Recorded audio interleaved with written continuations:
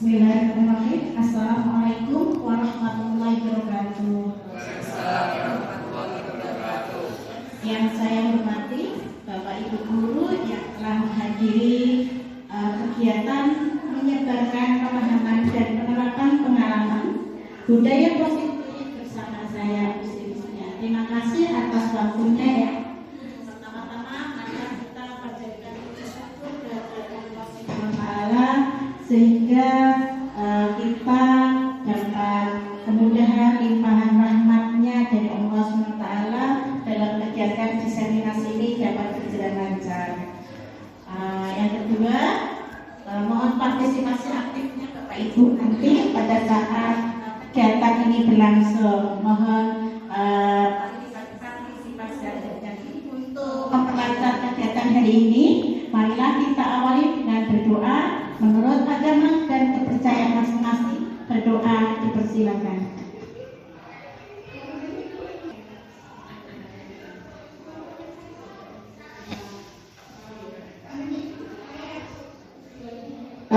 Perkenalkan di sini Bapak Ibu sangat mengenal saya, tetapi ada dua foto ini yang mungkin Bapak Ibu ada yang belum memperkenalkan.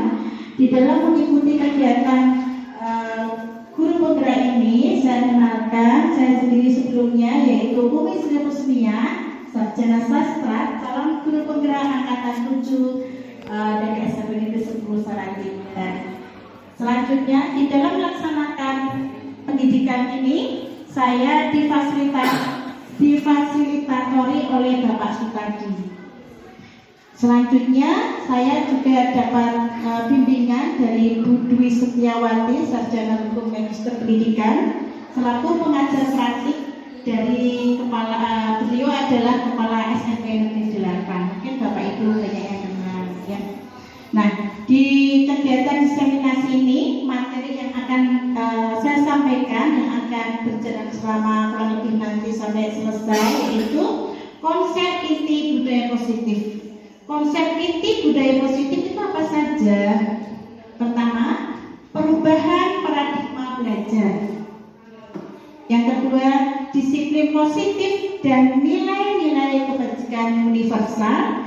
Selanjutnya, teori motivasi, hukuman dan penghargaan serta restitusi. Lanjut, kebutuhan dasar manusia dan dunia berkualitas. Dilanjutkan dengan materi 5 posisi kontrol. Selanjutnya keyakinan keras dan yang terakhir nanti segitiga restitusi. Kita masuk pada materi pertama, yaitu perubahan paradigma belajar. Menurut Ki Hajar Dewantara dalam filosofinya, mendidik itu apa saja Bu? Mendidik itu apakah hanya sekadar mentransfer ilmu, atau mendidik itu mengajar, atau itu mendidik itu apa saja? Ada yang bisa membantu Bapak Ibu? Memberikan informasi. Apalagi Bu, dalam mendidik kita tuh apa yang kita lakukan? Mari kita lihat, mendidik itu ternyata kita menuntun, bukan menuntut. Nanti kita buka pola pikir kita bahwa kita sebagai pendidik itu menuntun, bukan menuntut. Selanjutnya, kita sesuaikan dengan kodrat alam dan kodrat zaman murid-murid sekarang. Lanjut, kita di dalam memberikan pembelajaran seharusnya kita berpihak kepada murid dan kita membentuk budi pekerti murid-murid kita. Selanjutnya pada materi disiplin positif dan nilai-nilai kebajikan universal. Apakah makna disiplin Bapak Ibu? Disiplin apa? Apakah disiplin itu harus mengikuti aturan? Apa itu disiplin? Taat, boleh. Apa itu lagi disiplin? Waktu, pasti kalau disiplin kaitannya dengan waktu ya. Oke, disiplin, kata disiplin sering dihubungkan dengan hukuman. Betul Bapak Ibu? Nah, sering. Kalau kamu tidak disiplin nanti kena hukuman loh. Padahal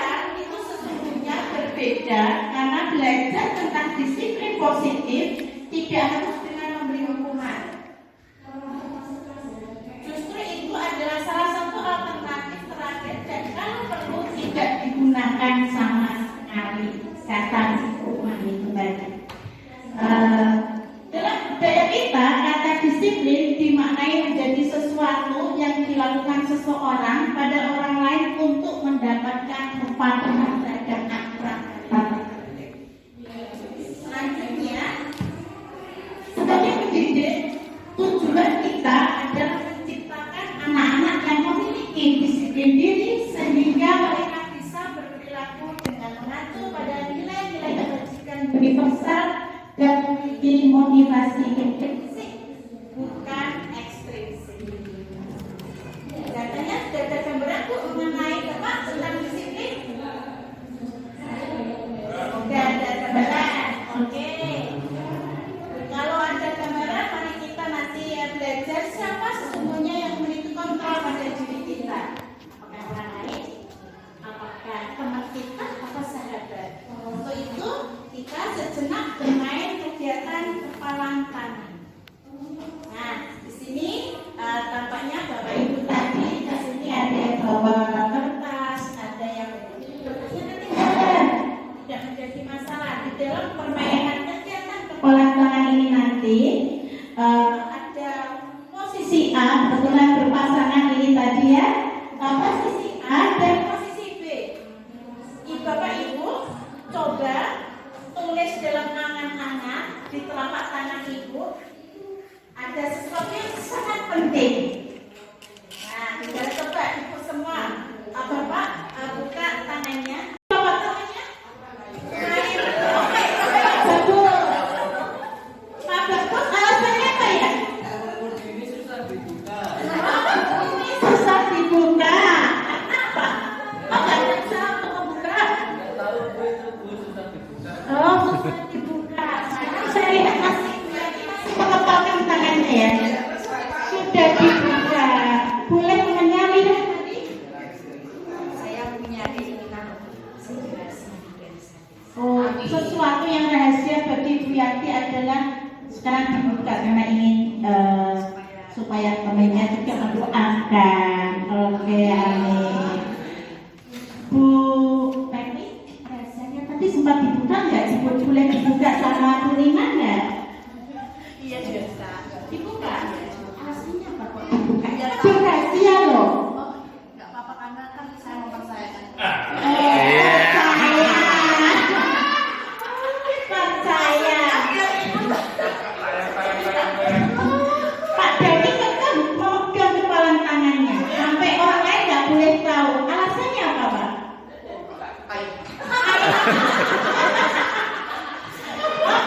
Air ternyata yang terjadi beraneka macam ya. Apa yang terjadi? Aneka macam ada yang air, ada yang boleh orang supaya itu memikirkan sesuatu yang penting itu belajar tadi ada yang ingin faktornya supaya didoakan karena susah dibuka. Ada usaha nggak Pak Bagus membuka? Bu Abdi tadi kan kepalanya susah dibuka. Ada usaha nggak ya? Ada usaha nggak? Punya saya yang tak buka aja. Oh, punyanya terus dibuka supaya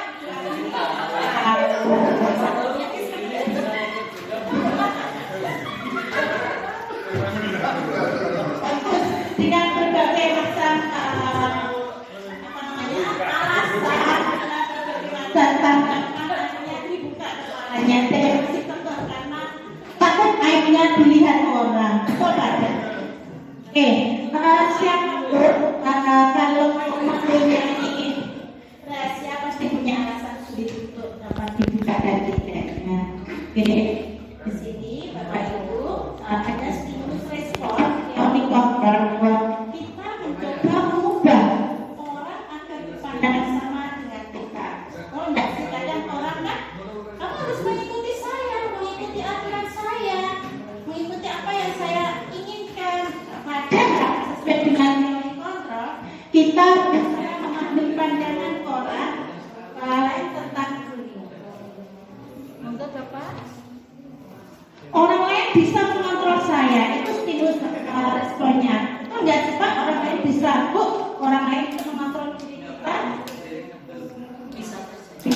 terjadi. Oke, sebenarnya hanya Anda yang bisa mengontrol diri Anda, bukan main teori.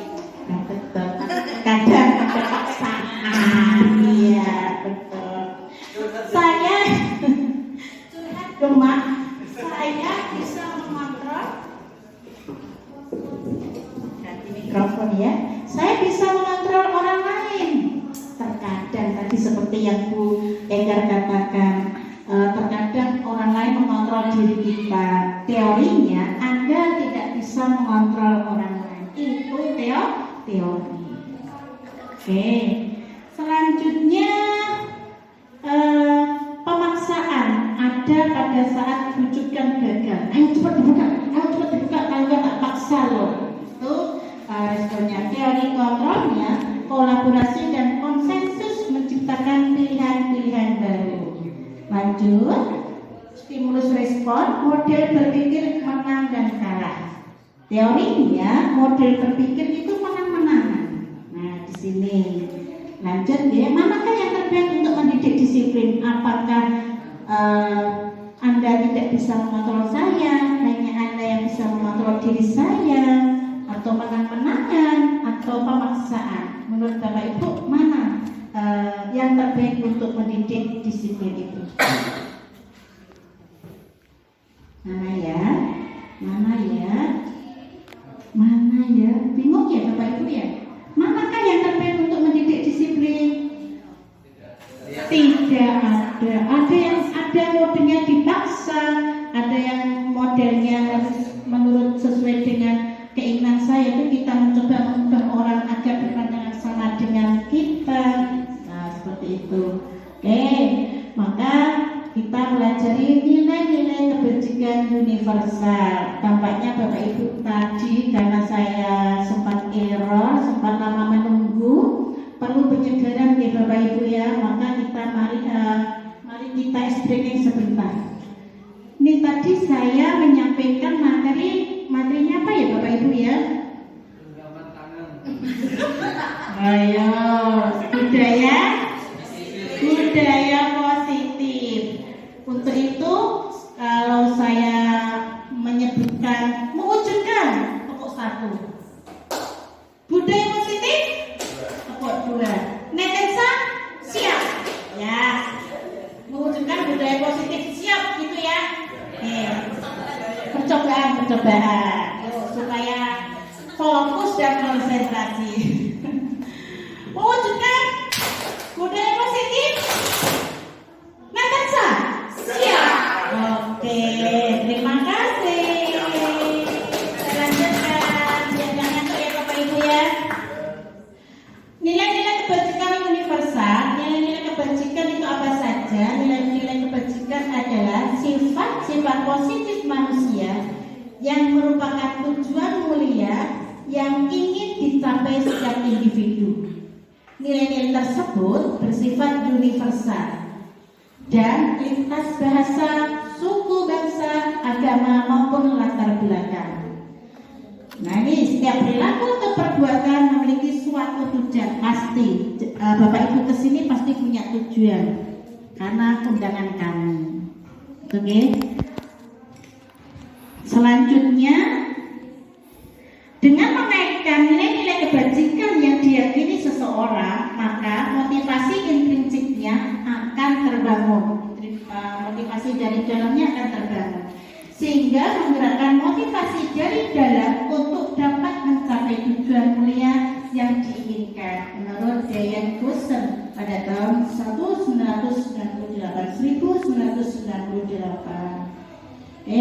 Nilai-nilai kebajikan universal yang tercakup di dalam profil pelajar Pancasila itu ada berapa dimensi Bapak Ibu? Ada 6 ya. Apa saja? Gotong royong, berkebinekaan global, ayo PNS, mandiri, kearifan lokal tidak masuk Bapak, lebih kreatif, bernalar kritis dan beriman bertakwa kepada Tuhan yang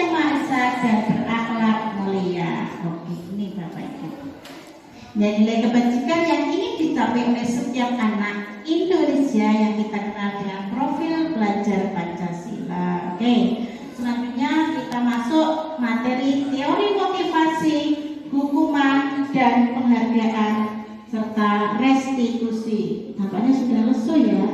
Yuk kita sedikit lagi ya. Oke, mari Bapak Ibu bisa memposisikan di samping sisi kanan dan kiri untuk Bu Yanti dan Bu Min. Apabila merepotkan lebih baik dulu saja.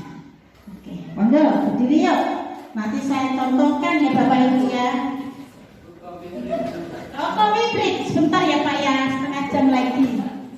Bapak Ibu pernah mendengarkan lagu kepala, pundak, lutut kaki, dua telinga, mata, hidung dan pipi.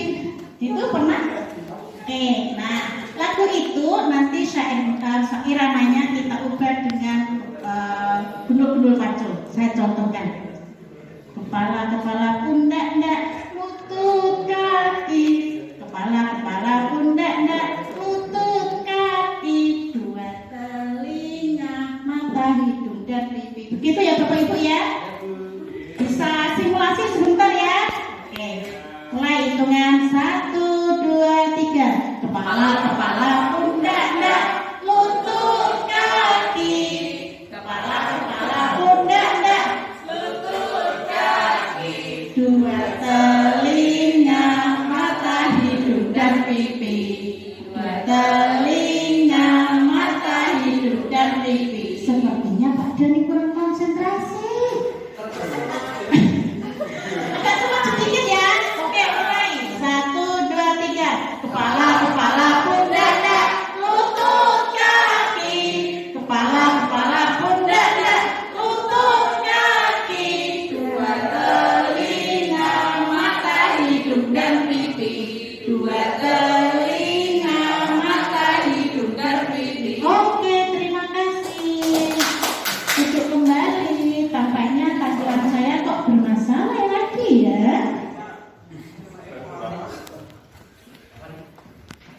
Matiin aja Pak. Dan mulai Bapak. Oke. Kita lanjutkan ya setelah SPT tadi kepala, pundak, lutut kaki sehingga Ibu bisa gerak, Bapak juga bisa menggerakkan dari atas ke bawah, bisa berirama. Oke, selanjutnya kita memasuki materi teori motivasi, hukuman, dan penghargaan serta restitusi. Oke, lanjut. Teori motivasi perilaku manusia itu satu, untuk menghindari ketidaknyamanan atau hukuman. Dalam teori motivasi perilaku manusia yang untuk menghindari ketidaknyamanan atau hukuman, biasanya orang akan bertanya apa yang akan terjadi apabila saya tidak melakukannya. Oh, kalau aku tidak melakukannya, aku bisa menghindari ketidaknyamanan saya. Aku bisa menghindari hukuman yang akan saya terima. Tuh. Selanjutnya, ini termasuk motivasi eksternal. Selanjutnya, untuk mendapatkan imbalan dari orang lain atau institusi. Untuk mendapatkan imbalan dari orang lain atau institusi. Nah, biasanya kalau kita mendidik atau mengajar anak-anak itu pasti ada, Bu, kasih dia dulu kalau nanti dapat nilai 100 dan sebagainya. Nah, biasanya orang-orang yang seperti itu akan menanyakan apa yang akan saya dapatkan apabila saya melakukannya. Nah, kalau ini tadi motivasi eksternal, ini apakah eksternal atau internal Bapak Ibu? Untuk mendapat eksternal, oke, faktor dari luar, karena ingin mendapatkan imbalan. Oke, selanjutnya yang ketiga, untuk menghargai diri sendiri atau disiplin kontrol diri. Betul. Ini saya akan menjadi orang yang seperti apa yang saya apabila saya melakukannya. Nah, ini baru motivasi internal, motivasi yang terbangun dalam diri seseorang. Betul, Ibu semuanya Bapak. Gimana Pak? Ikut nggak? Bapak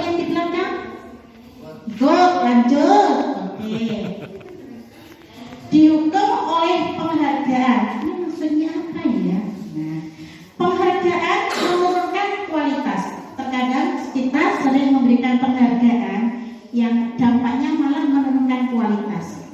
Contohnya yaitu apabila kita melakukan suatu hasil atau karya tulisan, apabila ada motivasi supaya dibayar, itu biasanya malah jelek. Karena dia akan menunggu akan orang itu berapa sih berani bayarnya. Nah, beda dengan apabila kita melakukan sesuatu itu muncul pada diri seseorang itu sendiri. Penghargaan mematikan kreativitas. Maksudnya apabila orang itu seorang guru kita ya, jika bekerja karena gaji, mohon maaf ini agak sensitif. Aduh gajiku sidik, nah kayak gaji nakes, itu apa? Rajin dia. Gajiku kan sedikit, ngapain rajin-rajin? Wong sana itu 5 juta, saya hanya 3 juta. Nah itu motivasi seperti itu membuat orang tidak kreatif karena faktor penghargaan yang diharapkan, sehingga kreativitasnya menurun. Ini selanjutnya, penghargaan mengurangi motivasi intrinsik. Contohnya anak yang biasa diberi hadiah, dia sebetulnya malah tidak akan melakukan sesuatu tanpa hadiah. Ini maksudnya anak yang biasa diberi hadiah, dia tidak akan melakukan sesuatu tanpa dia diberi hadiah. Dia akan lebih menunggu kalau diberi hadiah, kalau tidak diberi hadiah ya ayo. Lanjut, tindakan guru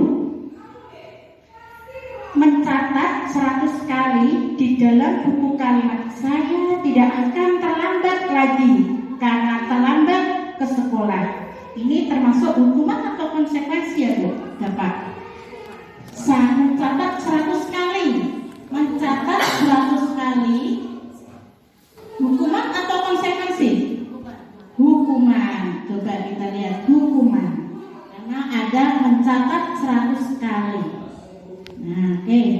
Selanjutnya, lari mengelilingi lapangan. Nah, biasanya dulu kita suruh lari ya Bu ya. Setelah keluar dari diseminasi ini tidak akan meminta siswa untuk lari kalau terlambat.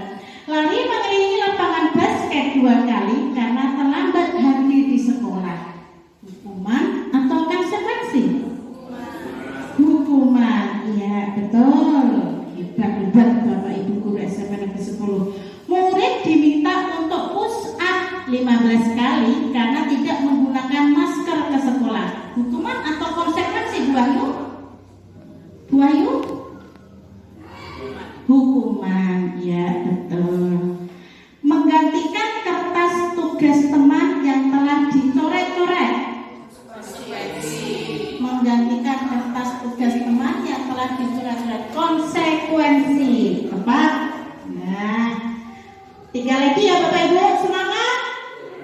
Budaya positif. Loh, kurang konsentrasi. Nah, budaya positif mewujudkan. Nah, Natasha siap. Oke, selanjutnya diulangi lagi, mewujudkan budaya positif. Natasha siap. Terima kasih. Yuk kita lanjutkan, tinggal 3 lagi. Membersihkan tumpahan air di meja tulis karena tersinggung pada saat belajar. Hukuman atau konsekuensi? Konsekuensi, tepat. Murid disuruh untuk mengenakan sepatu seharian di sekolah karena tidak mengenakan sepatu hitam. Murid disuruh untuk mengenakan sepatu seharian di sekolah karena tidak mengenakan sepatu hitam. Jadi dia suruh pakai sepatu sampai pulang. Nah di sini sepatunya yang andai kata dia pakai biru, suruh pakai biru sampai kemana-mana.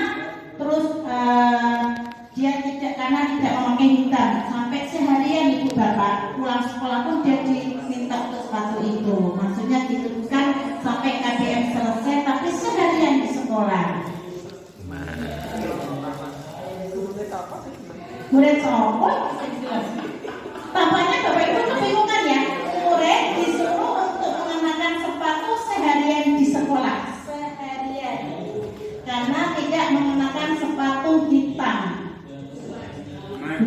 atau konsekuensi?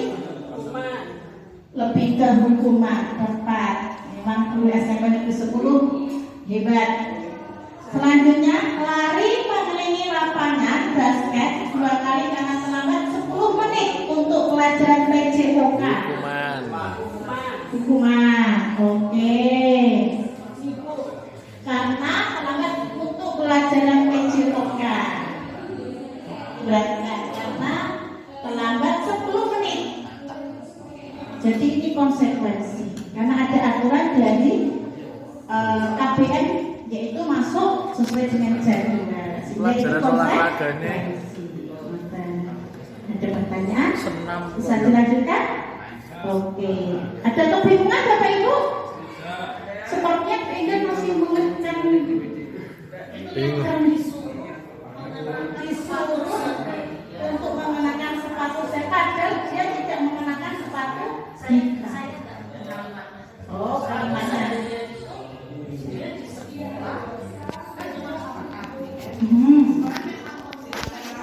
Iya. Tetapi dia tidak memakai sepatunya yang hitam. Karena ada aturan bahwa sekolah itu harus memakai sepatu hitam. Seneng no Bu? Oke. Ya seneng no Bu, besok diulangi lagi no Bu. Oh, gitu ya. Iya. No Bu.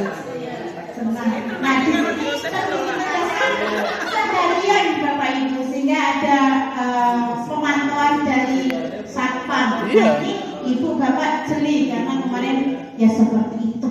Kok ini hukuman ya? Ternyata ini karena seharian. Ya seneng no Bu. Ya seneng no Bu. Senang ya Bu ya. Iya, kan besok pakai sepatu warna-warni. Iya ya. Akhirnya kan diulang lagi. Oh begitu. Kan bisa dipamerkan ke teman-temannya Bu. Disuruh pakai menggunakan sepatu, tidak menggunakan sepatu. Nah, kalau tidak mengenakan sepatu. Tidak mengenakan sepatu seharian di sekolah. Iya. Tidak mengenakan sepatu hitam. Nah, gitu itu kurang kata tidak Bu. Terima kasih revisinya. Sepatu masa siap sepatu banyak. Oh, Oh ya, siap membelikan. Nanti kerjasama dengan STI. Ya. Kearifan lokal ya Bu. Ya, cocok. Terima kasih. Selanjutnya, oke, perbedaan hukuman dan konsekuensi. Tampaknya Bapak Ibu guru tadi sangat paham bahwa hukuman itu sesuatu yang menyakitkan harus terjadi. Betul Bapak Ibu? Setuju. Sedangkan konsekuensi sesuatu harus terjadi. Nih, membuat anak sakit fisik maupun hati untuk jangka waktu lama, sedangkan konsekuensi membuat anak merasa tidak nyaman dalam jangka waktu pendek. Selanjutnya, tampaknya tadi Bapak Ibu betul 100 ya.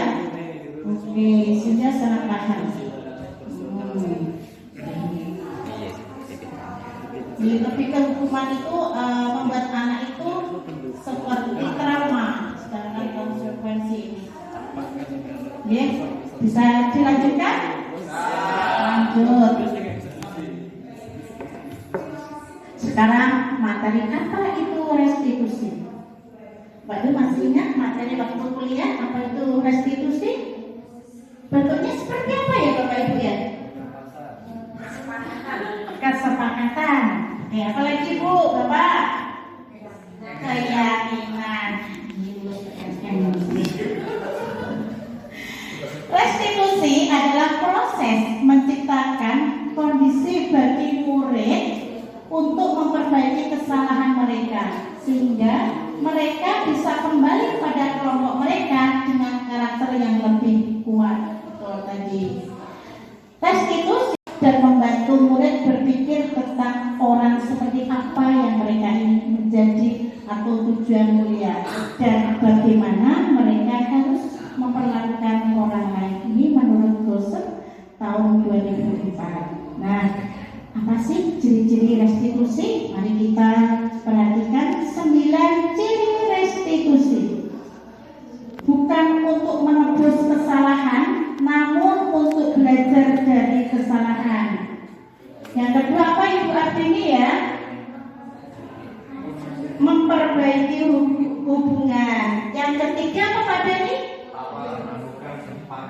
Tawaran, bukan paksaan. Ulang lagi Pak Dani. Bukan paksaan. Oke, bukan paksaan ya Pak Dani loh ya. Yang keempat, Bupati apa ya ciri restitusi? Restitusi menuntut untuk melihat ke dalam diri.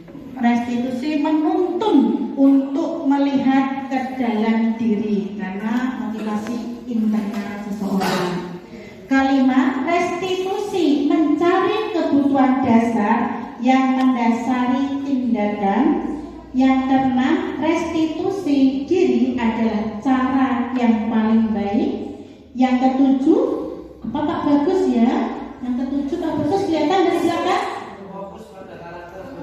Fokus pada karakter, bukan tindakan. Dan sangat luar biasa. Yang kedelapan apa Bu Minarti? Fokus pada solusi. Fokus pada solusi. Yang terakhir, mohon bantuannya Bu Nina. Restitusi mengembalikan murid yang berbuat salah pada kelompoknya. Iya, restitusi mengembalikan murid yang berbuat salah pada kelompoknya. Apa sih ini bedanya hukuman, konsekuensi, dan restitusi? Mari kita simak kok ada restitusi, ada konsekuensi, dan ada hukuman. Ini Bapak Ibu. Kelihatan dari belakang?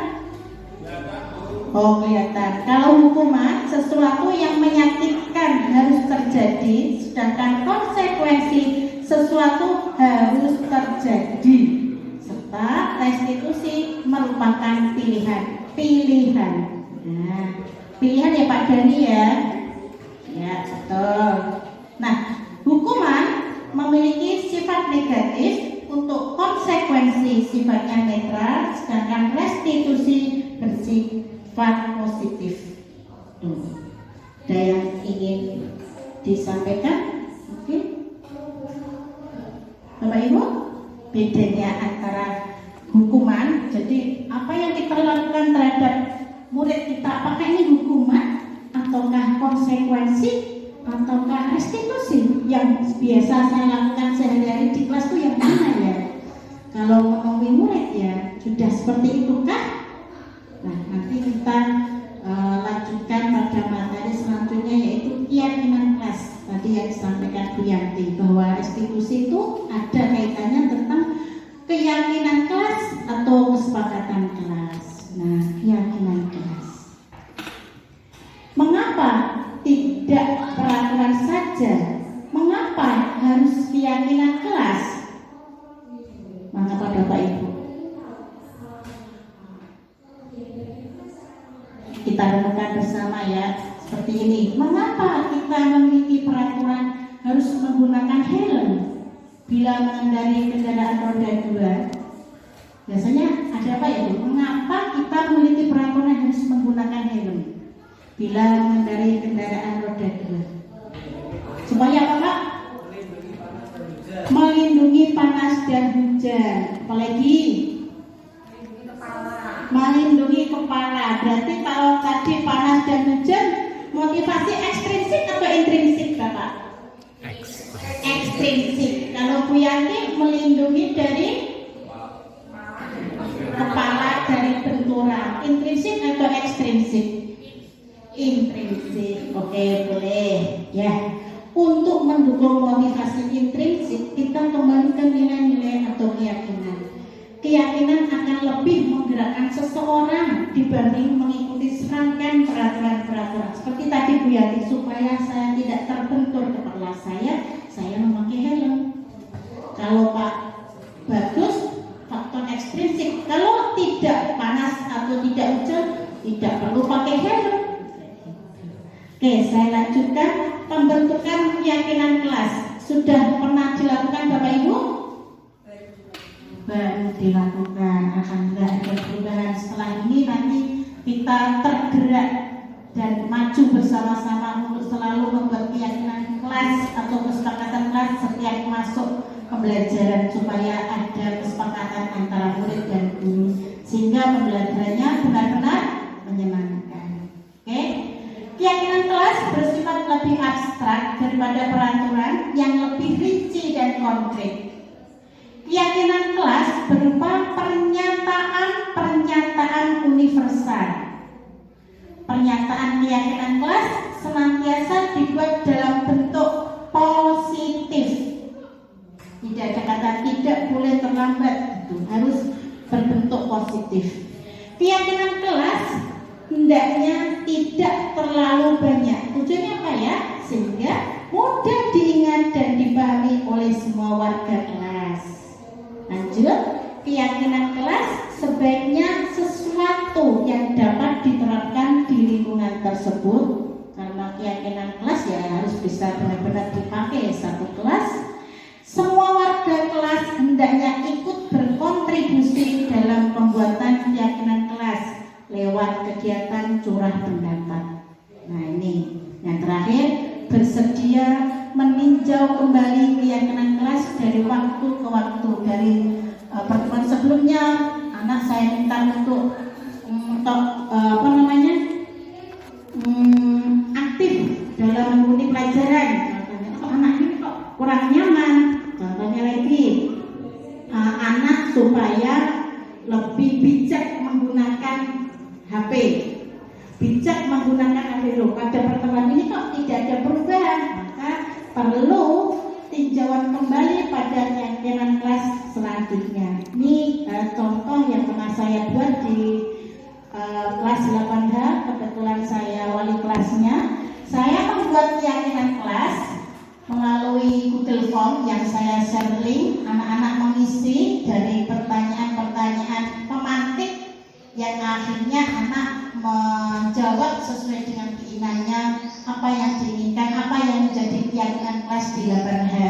Di situ anak menginginkan atau membuat kesepakatan masuk sekolah tepat waktu. Selanjutnya, disiplin mengerjakan tugas, hormati guru dan hargai teman, peduli lingkungan, jujur, mandiri, dan kreatif. Ini keyakinan kelas di 8H yang pernah saya buat. Kebetulan saya wali kelasnya. Di kelas lain juga saya membuat.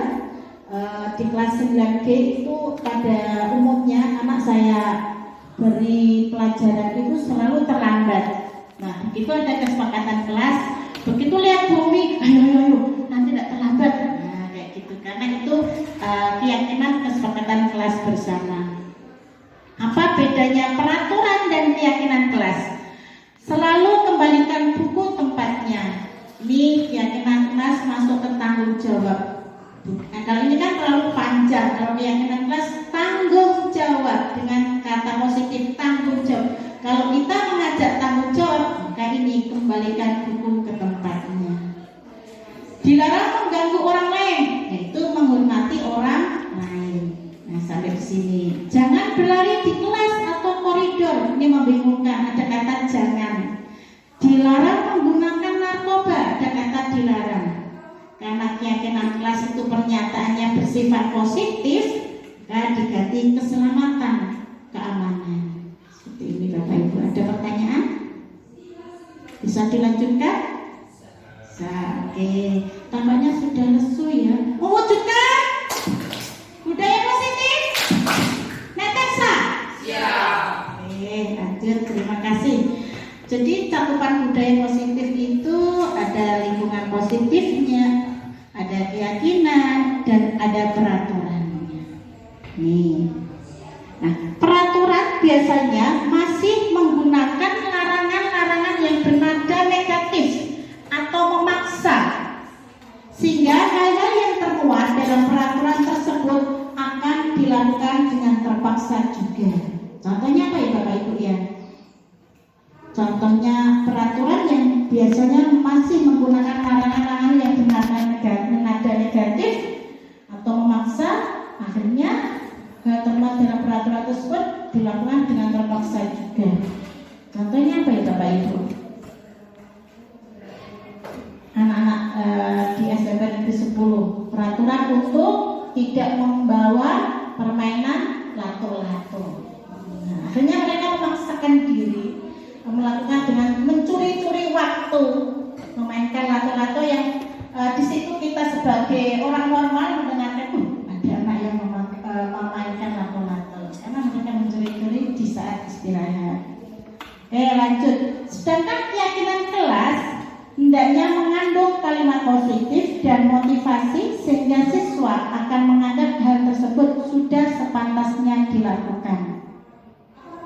Tuh, jadi keyakinan kelas itu mengandung kalimat positif dan motivasi siswa akan menganggap hal tersebut sudah sepantasnya dilakukan. Contohnya tadi tidak terlambat ke sekolah, menghormati guru, seperti itu, keselamatan dan sebagainya. Oke, selanjutnya kebutuhan dasar manusia dan dunia berkualitas. Kebutuhan dasar manusia itu apa saja? Kok Bapak Ibu, kita punya kebutuhan dasar apa ya? Makan, minum, tidur, apa? Sandang, pangan, papan. Itu membuat kita merasa bebas, senang, ada kasih sayang diri atau penguasaan. Dengan memakai sandang kita senang atau merasa bebas, Pak? Tuh. Seneng. Merasa nyaman, senang akhirnya. Oke, nih. Bahwa diagram kebutuhan dasar manusia itu ada 4. Kita butuh kasih sayang dan rasa diterima. Murid-murid kita itu kadang Bu, Bapak, kita semua sering mendengarkan keluh kesah murid kita. Mungkin muridnya Pak Arandi di sekolah sengaja ramai, ternyata hanya ingin diberi kasih sayang dan rasa diterima menjadi muridnya Pak Arandi, atau cari perhatian. Betul nggak Bapak Ibu? Oke. Selanjutnya kesenangan. Murid-murid kita itu mari kita buat bangga, senang berada di sekolah, sehingga mereka itu semangat, bahagia dengan lingkungan sekolahnya. Kalau mereka senang akan melakukan sesuatu juga dengan semangat dan bahagia. Yang keempat, yang ketiga penguasaan. Nah ini penguasaan. Terkadang kita punya rasa ingin menguasai apa? Menguasai apa yang kita inginkan, yaitu sesuatu yang baru, pembelajaran. Aku ingin menguasai materi ini. Aku ingin menguasai matematika dengan nilai 100. Jadi mereka ada rasa ingin penguasaan.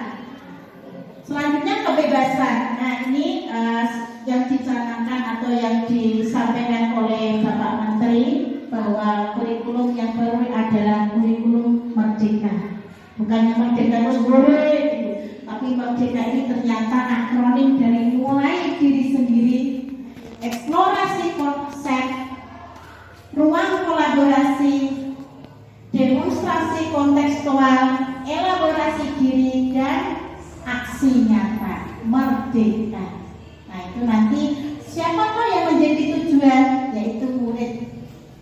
Di murid kita berilah materi-materi atau arahan yang berpihak kepada murid, bukan guru yang menjadi senternya. Kalau dulu umumnya anak patuh kepada murid, tapi sekarang kita berhamba kepada murid.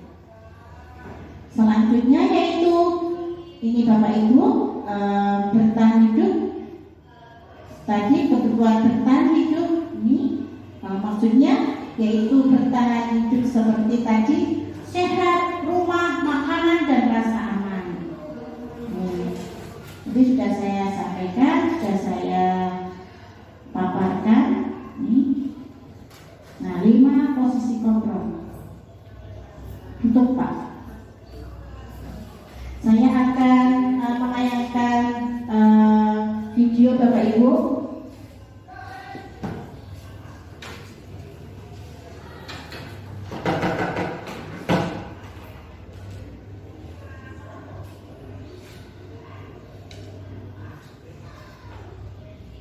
Mohon disimak Bapak Ibu ya.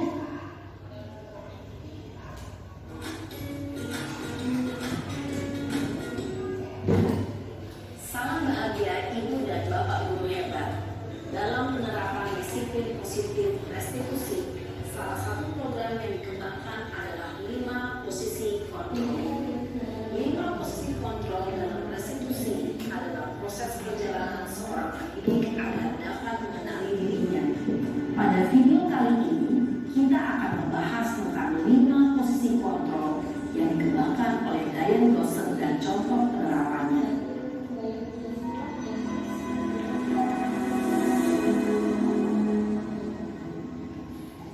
Lima posisi kontrol itu adalah: 1. Posisi penghukum, 2. Posisi pembuat merasa bersalah, 3. Posisi teman, 4. Posisi pemantau atau monitor, dan 5. Posisi manajer. Untuk lebih memahami kelima posisi tersebut, mari kita saksikan kasus Naren yang terlambat hadir 20 menit di sekolah dan melihat bagaimana kelima posisi kontrol dalam menghadapi masalah tersebut.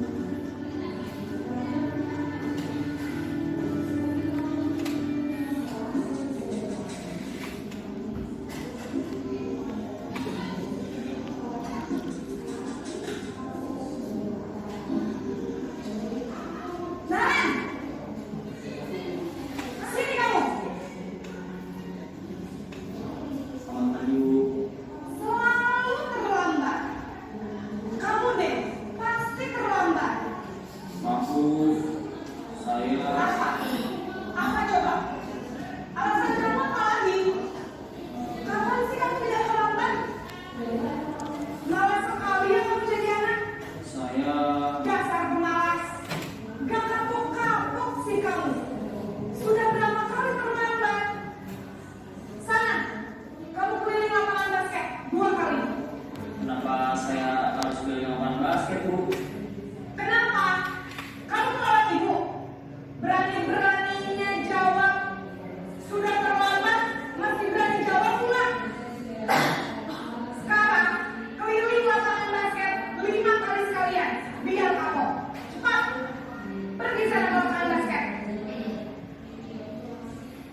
Posisi penghukum biasanya berbicara dengan nada tinggi, menghardik, menunjuk-nunjuk, menyakiti, dan menyindir. Hukuman bisa berupa fisik maupun psikis. Ibu dan bapak guru hebat. Dampak yang terjadi pada murid ketika guru berada pada posisi penghukum adalah murid cenderung akan memberontak, bahkan mengumpan dendam.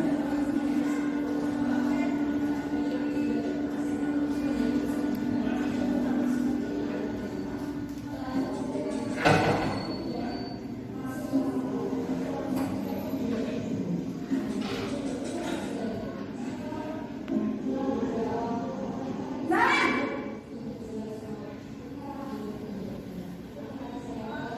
Selamat pagi, Bu. Naren. Kamu kenapa terlambat lagi, nak? Ya Tuhan, Naren. Kamu senang ya bikin ibu susah ya? Kalau kamu terlambat lagi, nanti ibu yang ditegur bapak kepala sekolah, nak. Disangka ibu tidak bisa membina kamu. Duh, gimana ini? Maaf, Bu. Duh, Gusti Naren. Kamu suka ya kalau ibu tegur bapak kepala sekolah? Terus, sekarang ibu harus tulis apa yang di buku absen? Ini kamu sudah sering terlambat loh. Ibu harus apa coba? Maaf, Bu. Maaf sekali. Ya sudah, lain kali jangan bikin ibu susah lagi ya nak ya. Ibu tidak akan kuat lagi kalau kamu begini terus.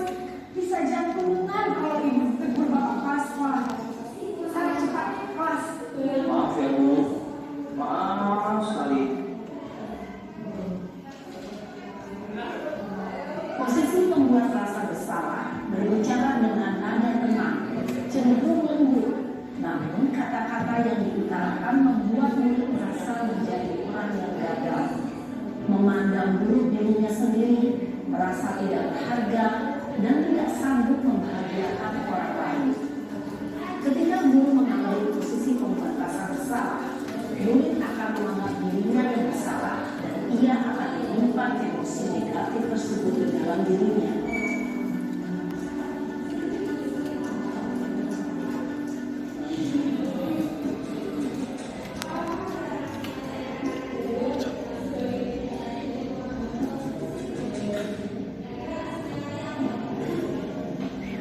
Naren!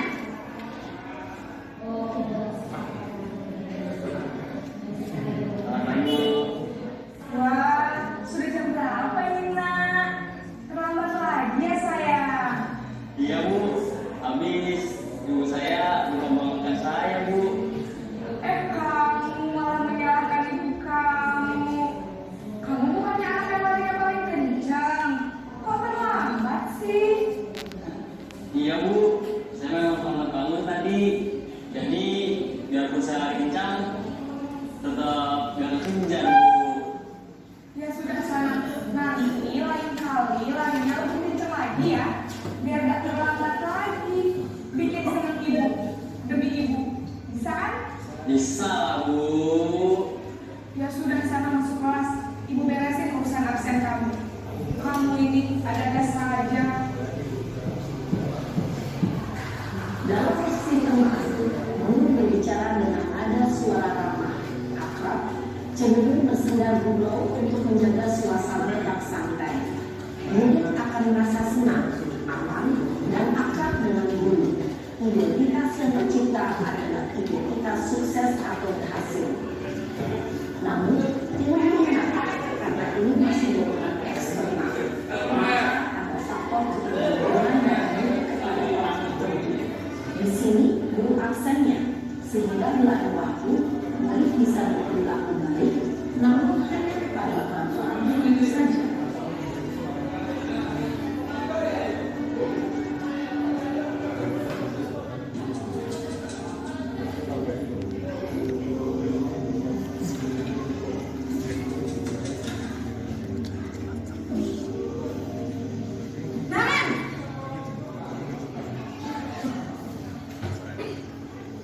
Selamat pagi Bu. Naren, apa peraturan sekolah kita tentang jam berapa kita harus masuk sekolah, Nak? Kita harus di sekolah jam 7 Bu. Iya betul, sekarang sudah jam 7.20. Naren sudah tahu konsekuensinya jika terlambat hadir. Paham Bu, saya harus tinggal kelas pas jam istirahat selama 20 menit. Iya benar, konsekuensinya demikian. Jadi nanti jam 9.30 pas istirahat, kamu harus tinggal di kelas, kerjakan tugas tambahan untuk ketertinggalan kamu, ya? Baik Bu. Posisi pemantau mengandalkan penghitungan atau data untuk mengontrol murid. Guru mengarahkan murid berdasarkan peraturan dan konsekuensi. Seorang pemantau menunjukkan bahasa tubuh dan ekspresi wajah yang datar dan cenderung formal.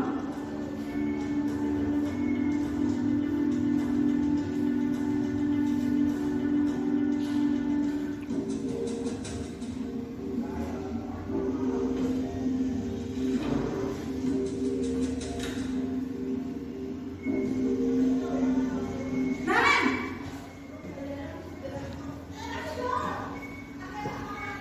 Selamat pagi Bu. Selamat pagi, Naren. Maaf Bu, saya terlambat. Iya, sekolah masuknya jam 7, sekarang sudah jam 7.20. Jadi sekarang bagaimana ini, Naren? Maaf Bu, saya lupa setelah alarm saya semalam. Baiklah, menurut kamu, keyakinan sekolah yang mana yang perlu kamu tingkatkan? Menghargai diri sendiri dan orang lain mungkin ya Bu. Setuju. Jadi, apakah Naren meyakini prinsip saling menghormati tersebut? Iya Bu, saya meyakininya. Apakah Naren bersedia memperbaiki masalah keterlambatan ini? Bersedia Bu. Bagaimana kamu akan memperbaiki masalah keterlambatan ini? Saya akan coba untuk tidak lupa menyetel alarm saya Bu. Baik, kalau Naren lupa menyetel alarm di rumah, ada orang yang kira-kira bisa bantu mengingatkan tidak? Ada Bu, kakak saya, Kak Emma. Ada lagi selain Kak Emma? Selain Kak Emma, ada ibu saya. Baik, jadi yang mengingatkan Naren adalah Kak Emma dan ibu kamu ya?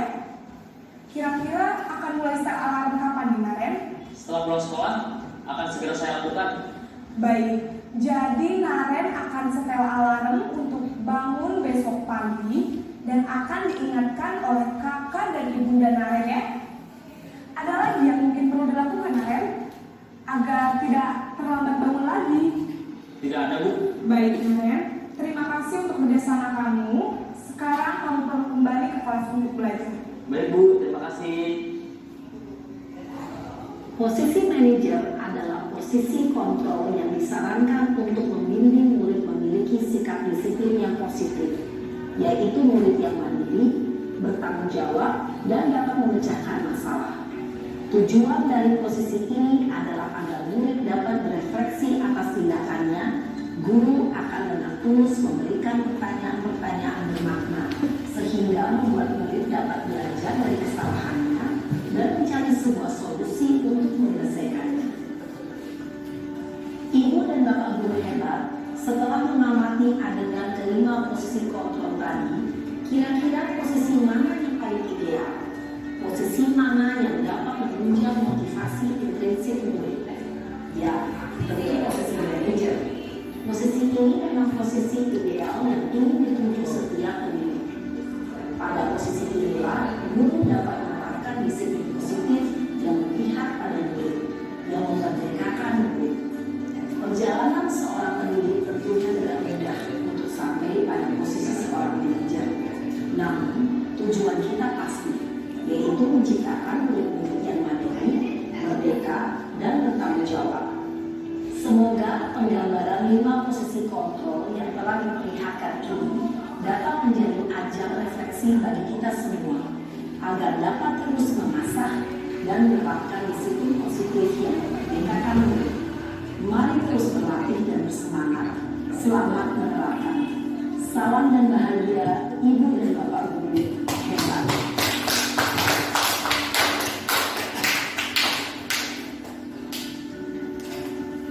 Terima kasih atas konsentrasi Bapak Ibu telah menerima video tersebut. Saya lanjutkan saja ya Bapak Ibu ya. Mohon maaf waktunya. Ngantuk Bapak Ibu? Sudah memikirkan pulang? Untuk itu mari kita kompak semangat kita lagi mewujudkan budaya positif. Atensa? Ya. Oke. Mohon maaf ya Bapak Ibu, mohon konsentrasinya sedikit lagi. Ini tadi 5 posisi kontrol yang sudah dipraktikkan dalam video tadi. Nah ini ada kuis Bu, biar tidak Bapak Ibu, biar nggak ngantuk. Saya kecewa sekali dengan kamu. Posisi kontrolnya apa ya Bapak Ibu ya? Kalau Pak Daniel mengatakan saya, Bu Yanti apa? Membuat rasa berat. Saya kecewa sekali dengan kamu. Kalau Pak Dani? Itu sama senior. Bapak Ibu yang lain? Sama. Membuat orang merasa bersalah. Betul tenang. Kamu tidak pernah benar melakukannya. Mana ya Bapak Ibu? Pemantau. Kamu tidak pernah benar melakukannya. Penghukum. Oke, benar. Ayolah, lakukan demi ibu atau bapak. Teman. Oke, betul Bu Betty. Apakah kamu mau mendapatkan stiker bintang hari ini? Apakah kamu mau mendapatkan stiker bintang hari ini? Reward. Apa ada tadi proses ngomongnya reward?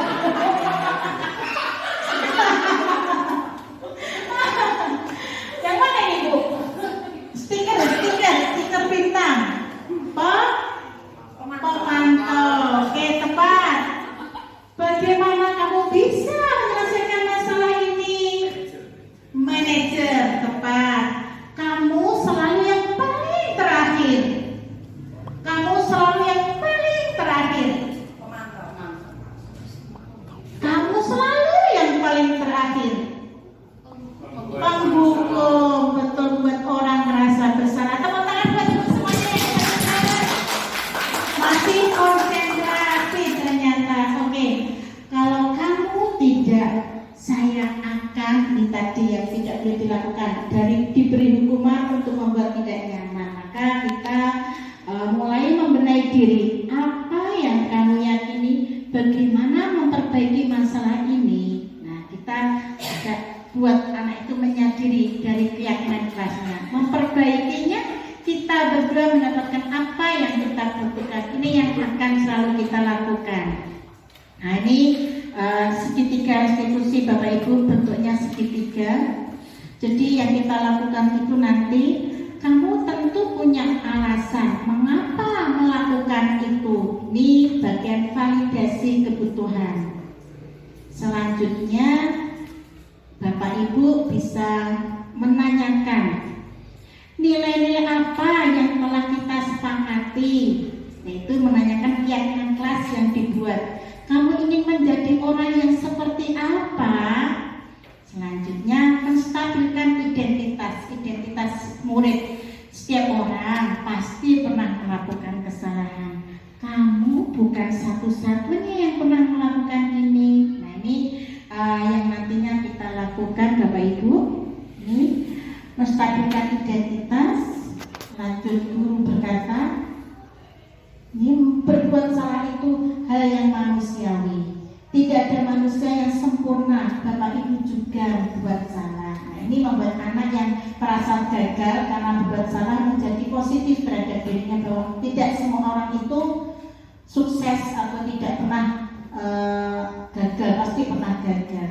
Selanjutnya, kita pasti bisa menyelesaikan permasalahan yang Bapak Ibu tidak tertarik untuk mencari tahu siapa yang benar, siapa yang salah. Bapak Ibu lebih tertarik untuk menyelesaikan masalah ini. Kamu menyalahkan dirimu sendiri terus-menerus. Apakah kamu bersikap baik pada dirimu sendiri? Nah, ini menstabilkan identitas. Ini validasi kebutuhan, membantu siswa mengenali basic kebutuhan yang ingin dipenuhinya ketika melakukan kesalahan itu. Apakah yang diinginkan tadi? Pada dasarnya, setiap tindakan manusia tujuannya adalah memenuhi basic needs atau kebutuhan. Apakah ingin penguasaan, kebebasan, kasih sayang, atau ingin diterima, atau kesenangan, atau survival. Nah, ini Bapak Ibu, ini guru berkata, kamu bisa saja kan melakukan hal yang lebih buruk, tapi kamu tidak melakukannya kan? Kamu pasti punya alasan mengapa kamu melakukannya. Apa yang penting bagi kamu? Kamu boleh tetap berusaha menjaga sikap itu, tapi tambah sikap yang lain yang baru. Maukah kamu belajar cara lain untuk mendapatkan yang kamu butuhkan tanpa harus memukul? Makanya itu kalau ada anak yang suka memukul. Apakah kamu bisa melakukan dengan lebih baik besok lagi? Ini ada di dalam validasi kebutuhan.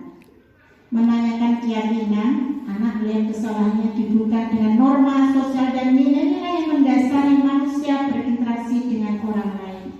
Ini guru berkata, apa nilai yang kita percaya di kelas? Seperti kalau tadi keyakinan kelas di 8H ya, apa nilai yang kita percaya di kelas? Kalau ada anak terlambat berarti dia gagal atau tidak melakukan keyakinan kelas yang dibuat. Ini nilai-nilai universal apa yang telah kita sepakati. Apa yang kamu rasakan ketika kamu melakukan itu? Kamu menjadi orang yang seperti apa? Biasanya anak-anak ingin menjadi orang yang baik. Itu ya Bapak Ibu ya, BK ya. Di sini baik itu yang bagaimana kurang tahu. Nah, intervensi Bapak Ibu, intervensi 30 detik. Intervensi ini bisa membantu murid kembali ke tujuan semula. Kita sebagai pendidik dengan cukup singkat dan dengan cara non-konfrontatif seperti apa? Apakah kamu ingin berbuat lebih baik? Ini intervensinya. Apakah saat ini kamu sedang menjadi orang yang sedang kamu inginkan? Ini Bapak Ibu BK pasti sangat menguasai kalimat-kalimat seperti ini. Apakah kamu bisa mengubah kegiatan atau perilaku kamu saat ini menjadi sikap yang lebih membantu? Apakah wajar membuat kesalahan? Bisakah kita memperbaikinya? Diajak menyadari terhadap kesalahannya. Apa yang kamu lakukan saat ini sesuai? Kapan kamu siap untuk mulai? Ini diajak untuk melakukan ke depan ke arah lebih positif. Peraturannya apa? Nah, ini. Sepertinya kamu punya masalah. Saya bisa bantu apa? Saat ini kamu seharusnya berbuat apa? Nah, ini intervensi yang anak akhirnya menjawab apa yang menjadi permasalahannya. Apa yang bisa saya bantu agar kamu bisa melakukannya? Apakah saya bisa bantu kamu agar dapat segera mulai? Terakhir, apa tugas kamu saat ini? yang selahir, bagaimana kamu ingin diperlakukan pada kegiatan ini? Bisakah kamu melakukannya? Apa yang kamu inginkan? Peraturannya apa? Nah, ini Bapak Ibu, kita melakukan refleksi terhadap pertemuan kali ini. Refleksinya yaitu pemahaman apa yang baru Anda peroleh setelah mengikuti kolaborasi pemahaman ini. Mohon bantuannya. Pemahaman apa yang baru Anda peroleh setelah mengikuti kolaborasi pemahaman ini, Bapak Ibu? Selama kurang lebih 1 jam ini tentang apa, Bapak Ibu? Bahwa ketika kita membuat lingkungan tempat kita mengajar dengan anak-anak dengan adanya kesepakatan, Ya, kemudian akan muncul budaya-budaya positif yang pada akhirnya akan membentuk karakter anak menjadi lebih baik, sehingga pemahaman pada saat pembelajaran kemudian dengan lingkungan sekitarnya juga lebih baik. iya, cepat. Terima kasih, tepuk tangan buat Bu Linda. Hebat menyimak tadi ya, adanya budaya positif terhadap lingkungan sekolah. Oke, terhadap keyakinan kelas yang telah dibuat sepakati. Selanjutnya, apakah komitmen perubahan yang akan Anda lakukan, Bapak Ibu? Yuk, semuanya, komitmennya apa? Siap untuk mewujudkan budaya positif. Dan Bapak Ibu semuanya, tetapi refleksinya yaitu apakah rencana aksi nyata yang akan Anda buat, yaitu sebagai pendidik tindak lanjut dari pemahaman konstruktif budaya positif ini. Bu Peti bisa mewakili apa rencana aksi nyata? Langsung aja. Membuat kesepakatan di masing-masing kelas. Kebetulan karena saya BK ya, karena khususnya ketika pelajaran BK di dalam kelas saya membuat kesepakatan. Oke, terima kasih. Akan selalu membuat kesepakatan kelas di pembelajarannya. Oke, Bapak Ibu sepakat untuk melakukan rencana aksi nyata seperti Bu Peti? Sepakat. Siap. Oke.